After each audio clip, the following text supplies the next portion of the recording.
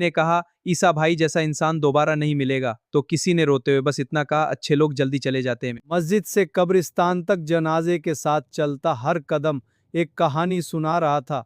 मिट्टी दी गई, दुआएं पड़ी गईं, लेकिन पीछे रह गईं यादें जो शायद उम्र भर दिलों में जिंदा रहेंगी। मैं शेख ईसा हूं। मुझे मरने वाले के डब्बे नहीं मिले तो मैं कब्र के सामने भटकूंगा।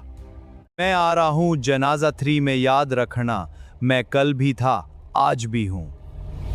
शेख ईसा का जनाजा, उनकी यादें जैसे एक साएगा। रात का समय था। गांव की मस्जिद के पीछे पुराना कब्रिस्तान सन्नाटे में डूबा हुआ था। हवा इतनी ठंडी चल रही। कहते थे कि उस कब्रिस्तान में आधी रात के बाद किसी की परछाई दिखाई देती, जैसे कोई अदृश्य चीज कब्रों के बीच घूम रही हो। लोग कहते थे कि उस कब्रिस्तान में आधी रात के बाद किसी की परछाई दिखाई देती है सफेद कपड़ों में, और जिसकी नजर उससे मिल जाए वो फिर कभी पहले जैसा नहीं रहता। शेख ईसा उस रात अपने दोस्त की जनाजे की नमाज पढ़कर लौट रहे थे। अल्लाह मेरे दोस्त की आत्मा को शांति दे। रास्ता छोटा करने के लिए उन्होंने कब्रिस्तान का रास्ता चुना। हाथ में टॉर्च थी, लेकिन उसकी रोशनी बार बार झपक रही थी।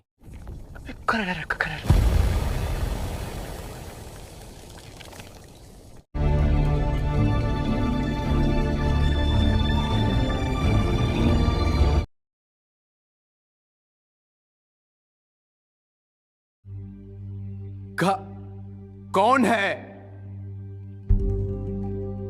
ईसा भागने लगे, मगर कब्रिस्तान का रास्ता खत्म ही नहीं हो रहा था। हर तरफ सिर्फ कब्रें और वही औरत अब हर कब्र पीछे खड़ी दिखाई दे रही।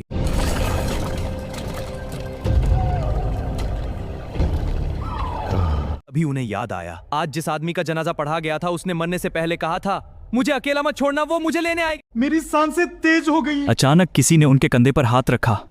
ये मैं ही हूँ। शेख ईसा, सुबह हो गई, उठो।